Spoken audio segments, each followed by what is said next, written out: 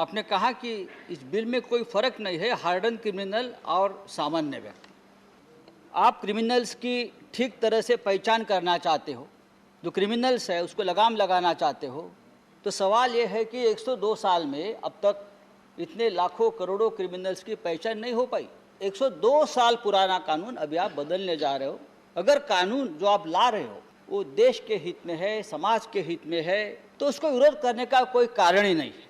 जो आपको सवाल पूछेगा आप उसको क्रिमिनल मानकर चल रहे हो। यहाँ बैठी हुई हर व्यक्ति यहाँ आपके लिए अपराधी है। देखो, आप पुलिस को राक्षस बनाने जा रहे हो, शैतान बनाने जा रहे हो, तो उससे अच्छा है कि आप मार्शल लॉ ही लगा दो।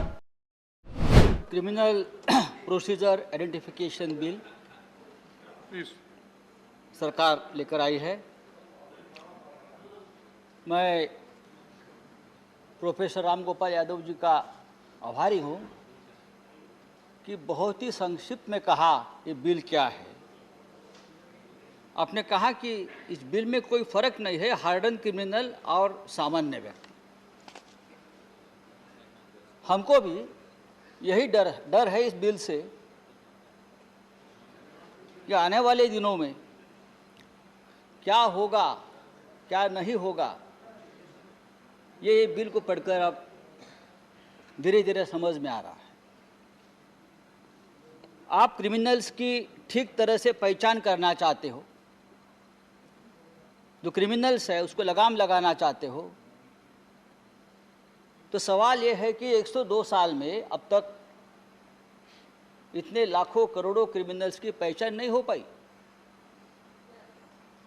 हो गई है। अफजल गुरु फांसी पर चला गया, कसाब को मुंबई में फांसी दी गई, याकूब मेमन को महाराष्ट्र सरकार ने फांसी पर चढ़ाया है।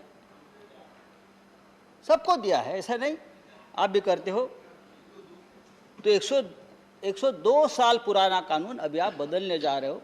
अगर कानून जो आप ला रहे हो वो देश के हित में है, समाज के हित में है, तो उसको विरोध करने का कोई कारण ही नहीं है।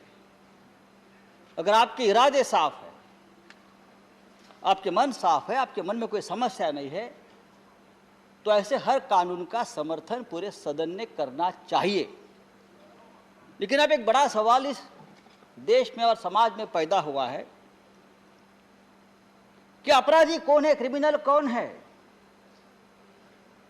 जो आपको विरोध करेगा, जो आपको सवाल पूछेगा आप उसको क्रिमिनल मानकर चल रहे हो। यहां बैठी हुई हर व्यक्ति यहाँ आपके लिए अपराधी है। Please address the chair. अब जो नया please address the chair. Sanjay Raut ji, please address the chair. हाँ, तो गड़बड़ी आपकी भी है, देख लेंगे कौन गड़बड़ी करता है। Sanjay ji please address chair. तो ये जो नया कानून है उससे एजेंसी को ताकत मिलेगी, अच्छी बात है, ज्यादा शक्ति मिलेगी। ज्यादा यानी कितनी? देखो, आप पुलिस को राक्षस बनाने जा रहे हो, शैतान बनाने जा रहे हो, तो उससे अच्छा है कि आप मार्शल लॉ ही लगा दो। मार्शल लॉ ही लगा दो, कोई बात नहीं। कानून में कुछ प्रावधान है। आप इस कानून के नए कानून जो कहता है कि जो क्रिमिनल्स है उसके बायोलॉजिकल सैंपल्स लिए जाएंगे, अच्छी बात है, ठीक है।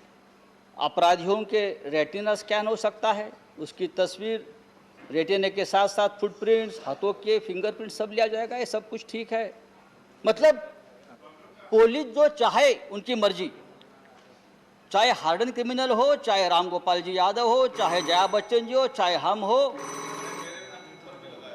आप प्लीज समाप्त कीजिए। तो सबको आप एक तरह से पुलिस स्टेट बनाने जा रहे हो। संविधान में कहा है प्लीज समाप्त कीजिए कि किसी को भी उसके खुद के खिलाफ गवाही के लिए फोर्स किया नहीं जा सकता। सेक्शन 20 के अनुसार हर नागरिक को चुप रहने का अधिकार है, उसे किसी के खिलाफ बयान देने के लिए फोर्स नहीं कर सकते। Sanjay ji please. Narco, brain mapping, इसी तरह से दूसरे किसी भी साइंटिफिक टेस्ट की भी आप उसके दायरे में नहीं आ सकती। धन्यवाद संजय जी। उसे कारण धन्यवाद। 2010 में सुप्रीम कोर्ट ने नार्को टेस्ट को भी गैर जो कानूनी allotted कहा time है था। उससे ज्यादा संविधान टाइम कहता allotted है टाइम से प्लीज कंक्लूड। सर समाप्त कीजिए हमारा आप। फंडामेंटल राइट्स के बारे में बात कर नहीं। मैं धन्यवाद। गृह मंत्री जी का आभारी हूं, मैं उनका भाषण सुन रहा था लोकसभा का। गृह मंत्री जी ने कहा है कि government will do everything to ensure that there is no misuse of the law. इस कानून का मिसयूज नहीं होगा, धन्यवाद ये संजय आपने जी। आश्वस्त किया है।